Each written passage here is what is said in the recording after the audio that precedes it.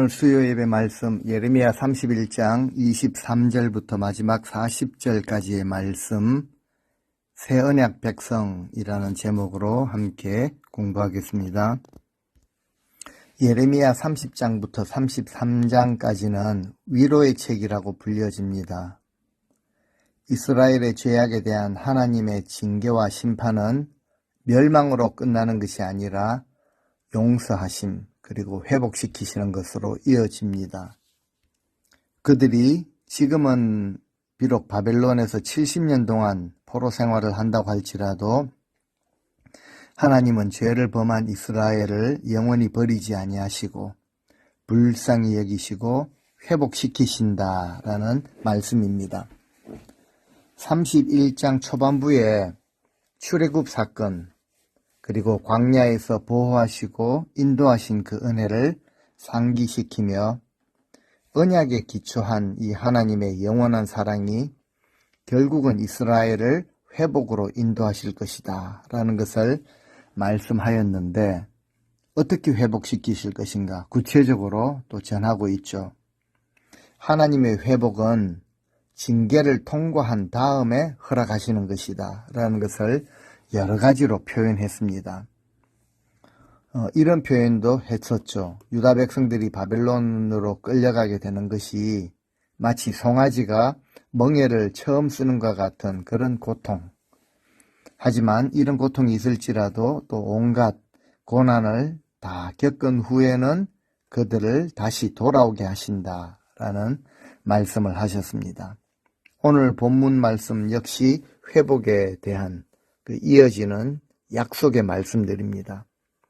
23절에 하나님께서 자기 백성을 예루살렘으로 돌아오게 하시면 그들이 의로운 처소이며 거룩한 산이여 하나님의 복을 받으십시오 라는 말을 하게 될 것이라고 하십니다. 다시 돌아오게 될 줄을 몰랐는데 돌아와 보니까 이 예루살렘과 시온이 얼마나 좋은 곳인지 이곳이 얼마나 복을 받은 곳인지 새삼스럽게 느끼게 된다는 뜻이죠. 예루살렘은 하나님께서 다스리시는 거룩한 처소이기 때문에 의로운 곳이다. 구별된 곳이고 복을 받는 장소가 되는 것이라고 합니다. 복 받는 장소일 뿐만 아니라 더 나아가서 진정한 평화가 임하게 됩니다. 24절 그날에 유다 땅과 모든 성읍에는 사람들이 함께 모여 살 것이니 농부들과 양떼를 몰고 다니는 목자들이 한데 어울려 평화롭게 살게 될 것이다 라고 하십니다. 진정한 평화는 서로 함께 어울려 살아가는 세상이 될 때 임하는 것입니다. 많은 것을 쌓아놓고 가지고 나 혼자 잘 나갈 때 평화롭게 산다라고 말할 수 있는 것이 아니죠. 서로가 용납하고 함께 부대끼며 먹고 마실 때 진정한 평화가 임하는 것입니다. 성경학자들은 이 내용이 기록된 시기를 BC 587년, 그러니까 예루살렘이 바벨론 군대에 의해 포위되기 직전이죠. 유다 백성들이 최후의 날을 맞이하기 직전이라고 그렇게 보고 있습니다. 예루살렘 멸망이 BC 586년이니까 바로 그 직전에 그 암울한 절망적인 시기를 앞두고 하나님은 예레미야로 하여금 회복과 구원의 메시지를 전하게 하십니다. 멸망이 임박한 상황에서 하나님이 말씀을 하시죠. 너희들은 끝난 것이 아니다. 비록 지금은 멸망의 때를 맞이하여야 하겠지만 결국은 고향으로 돌아오게 될 것이다. 그 백성들을 내버려 두실 수가 없으셨죠. 회복과 희망을 선포하고 계십니다. 이처럼 평화를 말씀하신 후에 또다시 25절 목말라 지친 사람이 있으면 내가 새 힘을 줄 것이고 굶주려 허약해진 사람이 있으면 배불리 먹여줄 것이다. 하나님의 회복은 확실하다라는 것이죠. 유다 백성들이 돌아오면 그들은 엄청나게 번영할 것이다. 하나님께서 그들의 진정한 안식처가 될 것이며 어느 누구도 건드릴 수 없는 피난처가 되실 것이라. 예루살렘은 의로운 성이 될 것이고 그 성전은 거룩한 곳이 될 것이다. 그래서 약하고 지친 자들이 거기서 휴식을 취하게 될 것이고 슬픔을 당한 자들은 위로를 받게 될 것이라고 하십니다. 26절 내가 깨어보니 내 잠이 달았더라. 문득 잠에서 깨어보니까 꿈속에서 본 이와 같은 놀라운 그 하나님이 보여주신 환상으로 인해 내 잠이 참으로 달콤하였다라고 그렇게 표현하고 있죠. 나중에 포로에서 돌아와서 돌이켜서 생각을 해보면은 정말 꿀잠을 자고 난 것처럼 현재 하나님이 회복시켜 주시는 그 은혜, 만족으로 인해 과거에 지나왔던 모든 연단, 시련, 고통, 이것은 꿈처럼 잊혀지게 될 것이라 라는 의미로 볼 수도 있을 것입니다. 이제 27절부터 포로에서 돌아온 하나님의 백성들이 새 언약을 통해 새롭게 될 것이다 라는 것을 증거하고 있습니다. 27절 여호와의 말씀이니라. 보라, 내가 사람의 씨와 짐승의 씨를 이스라엘 집과 유다 집에 뿌릴 날이 이르리니. 28절 예전에는 내가 그들을 뿌리 뽑고 부수고 무너뜨리고 파멸시키고 재앙에 빠뜨리기 위해서 깨어서 눈을 부릅떴지만 이제는 내가 그들을 심고 세우기 위해 항상 깨어서 눈을 부릅뜰 것이라 라는 표현을 하십니다. 그들이 범죄했을 때는 하나님께서 그들에게 이제 행한 징계를 여러 가지로 표현하고 계시죠. 뿌리를 뽑다, 무너뜨리다, 전복하다, 멸망시키다, 괴롭게 하다 라는 이런 표현을 쓰셨습니다. 그만큼 죄는 죄로 다루시는 하나님, 하나님의 공의로운 그 징계가 그만큼 철저하게 이루어지는 것을 말하는 것인데 지금은 세우며 심으리라 라고 하십니다. 참 무너뜨리실 때에도 깨어서 그렇게 하셨고 세우고 심으실 때에도 깨어서 이 일을 행하신다라는 거죠. 확실하게 분명하게 하시는 하나님이시다. 대충 이 정도면은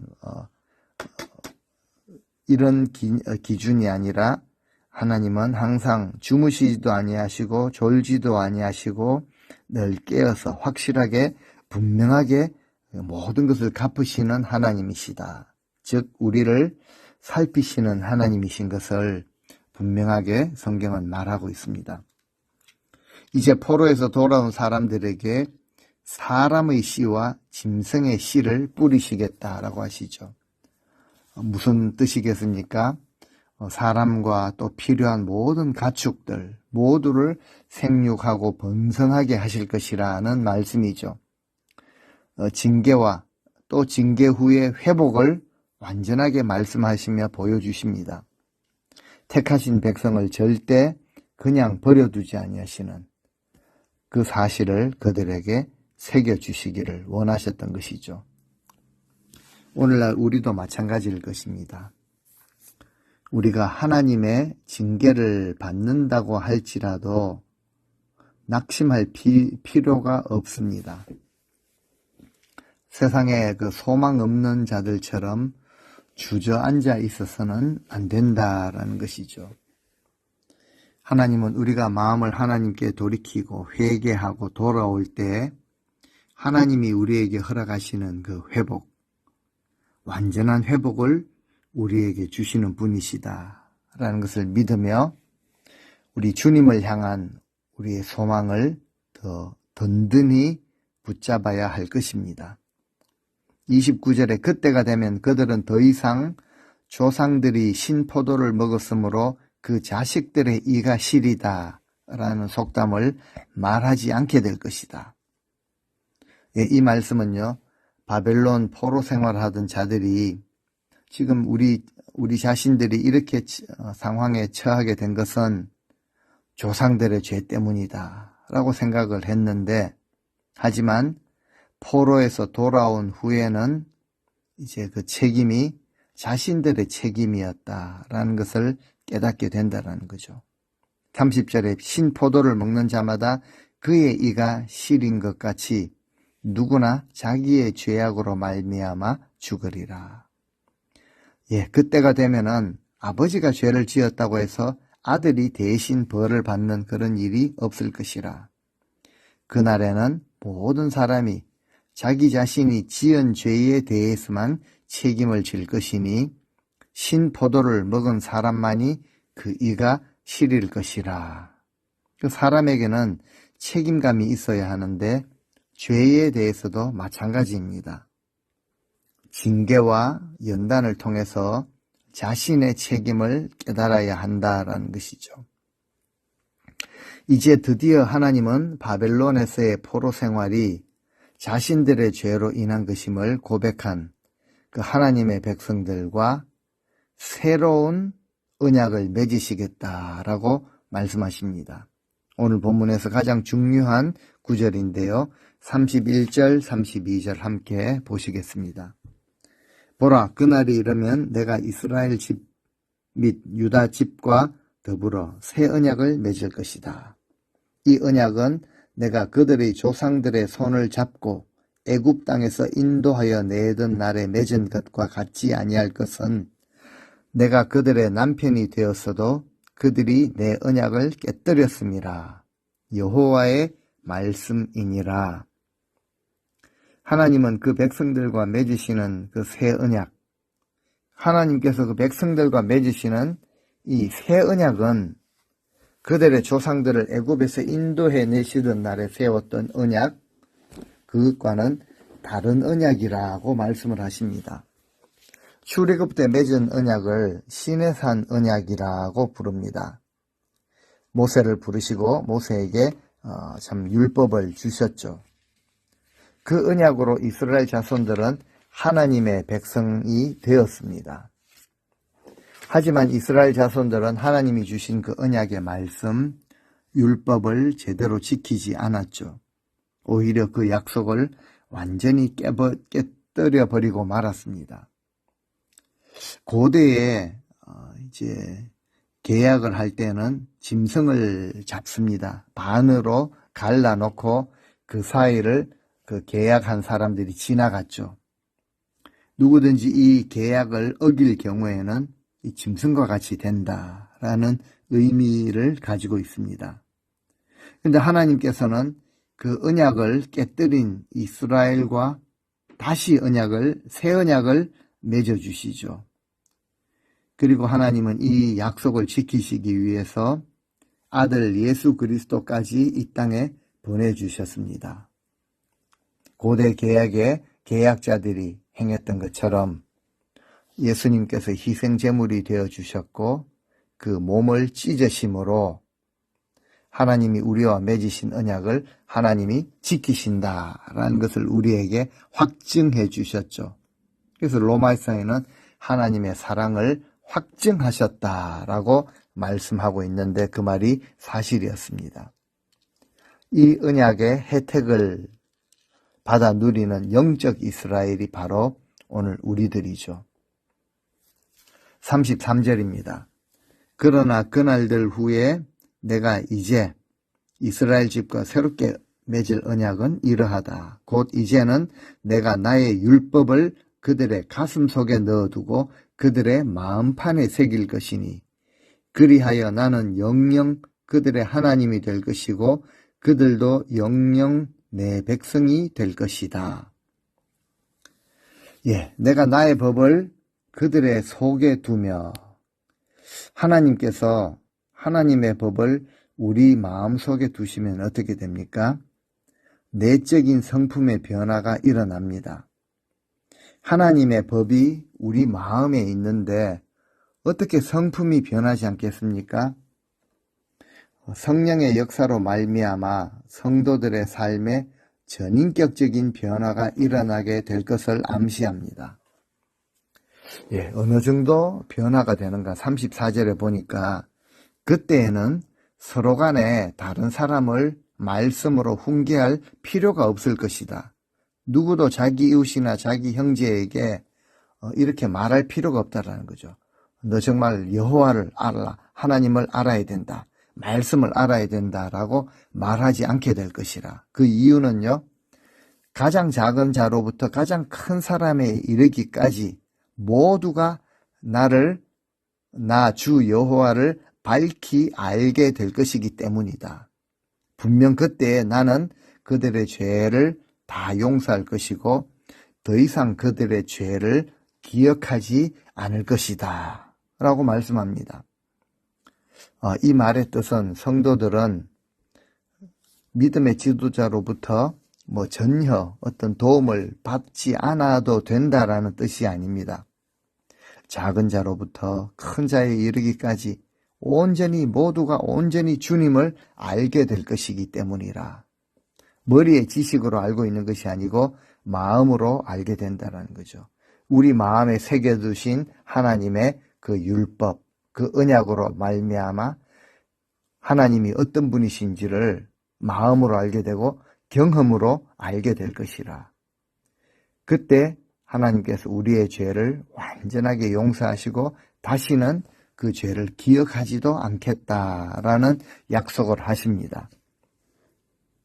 그리고 마지막 35절에서 40절까지는 이렇게 용서하신 하나님의 백성들을 끝까지 영원히 인도하신다라는 것에 대한 약속입니다. 35절, 36절을 보시겠습니다.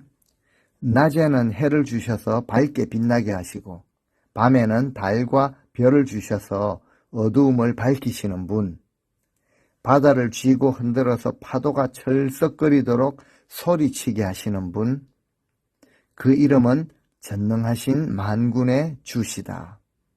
이제 그분께서 말씀하신다.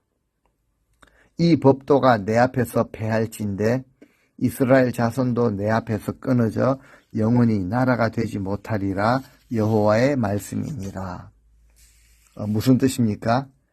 천지에 정해진 그 이치, 자연의 질서가 무너지지 않는 한 이스라엘 자손도 내 앞에서 무너지지 않고 언제까지나 영원한 민족으로 남아있게 될 것이라는 약속이죠. 놀라운 시적인 표현들로 그렇게 전하고 있습니다. 당시 사람들 낮에 해나 밤에 달, 별, 하늘의 별들, 그리고 바다, 불변의 존재로 여겼죠. 이런 것이 계속 존재하는 한 이스라엘 자손도 하나님 앞에서 없어지는 일이 없을 것이라. 하나님은 참 스케일이 크시죠. 영원까지 이르십니다. 하나님께서 이 말씀을 하실 때 있었던 해와 달, 별, 바다, 그 바닷물, 이것이 지금도 있습니다. 주님께서 재림하시지 않는 한 그때까지도, 주님이 재림하시는 그때까지도 우리가 보는 해와 달, 별, 바다, 그때에도 있게 될 것이라는 것이죠. 하나님이 허락하시는 회복이 너무 확실하다라는 것을 37절에도 이렇게 다른 표현으로 강조하고 있습니다. 또 너희 가운데 누가 위로 하늘의 넓이를 다 측량하고 아래로 땅의 기초를 다 탐색할 수 있겠느냐? 행여 그럴 수 있다면 모르겠거니와 그렇지 않는 한 나도 이스라엘 자손들이 저지른 온갖 행위들로 인해 그들을 버리는 일은 결단코 없을 것이다. 그리고 이제 오늘 본문에 막을 이렇게 내리고 있죠. 38절, 39절, 40절 말씀입니다. 모두가 다 같이 정말 하나님께서 재건하시는, 그리고 하나님의 영광이 드러나게 되는 것을 말하고 있죠. 그리고 하나님께서 재건하시고 회복시키시는 범위가 사방에 이를, 모든 지역에 이를 것이고 모든 것이 여호와의 거룩한 땅이 될 것이라. 이렇게 재건되고 확장된, 흔히 우리가 신장개업을 한다고 말하죠. 그렇게 새롭게 회복되어진 새 예루살렘 성읍은 다시는 뽑히거나 허물어지지 아니하고 영원토록 굳게 서 있을 것이라 라고 말씀을 하십니다. 이처럼 하나님은 새 언약의 백성들을 영원히 보호하십니다. 그들의 허물을 탓하지 아니하시고 용서해 주실 뿐 아니라 폐허가 된 성읍을 완전히 회복시켜 주십니다. 우상과 죄악이 가득했던 땅을 변화시켜 하나님만 예배하는 거룩한 처소로 바꾸어 주십니다. 하나님이 다시 세우시는 땅은 절대 무너지지 않는다라는 것이죠. 언약 때문에 영원토록 지키십니다. 하나님의 진노의 시간도 있었는데 철저하게 회개하는 자들에게 하나님의 참된 위로가 임하게 된다라는 것을 보여주고 있죠. 비록 지금은 하나님의 징계, 진노와 심판의 때이지만 하지만 그것으로 끝나는 것이 아니라 하나님의 완전한 회복이 약속되어 있다라는 사실을 우리는 꼭 기억해야 합니다. 그리고 기억할 때 우리는 우리의 모든 죄의 길에서 벗어나 그 죄악을 철저하게 하나님 앞에 회개하고 돌이키게 되는 것이죠. 이스라엘 집, 유다 집이 비록 언약을 깨뜨렸다고 할지라도 하나님은 절대 포기하지 않으셨습니다.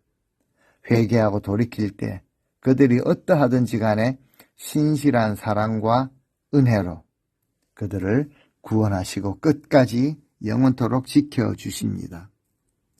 이것이 바로 하나님의 백성들을 향한 사랑이죠. 오늘 이 마지막 때를 살아가는 우리 주님의 몸된 교회, 주님의 백성들을 향한 신실한 은혜와 사랑입니다. 새 언약이라고 오늘 본문에 표현하고 있습니다. 절대 변하거나 지워지지 않는 완전한 언약을 우리에게 맺어 주셨습니다. 그리고 그 약속을 끝까지 지키십니다. 영원하신 하나님, 언약을 지키시는 신실하신 하나님을 찬양하며 하나님의 영광을 위해 살아가실 수 있는 우리 모든 성도님들 되시기를 주의 이름으로 간절히 축원드립니다. 아멘.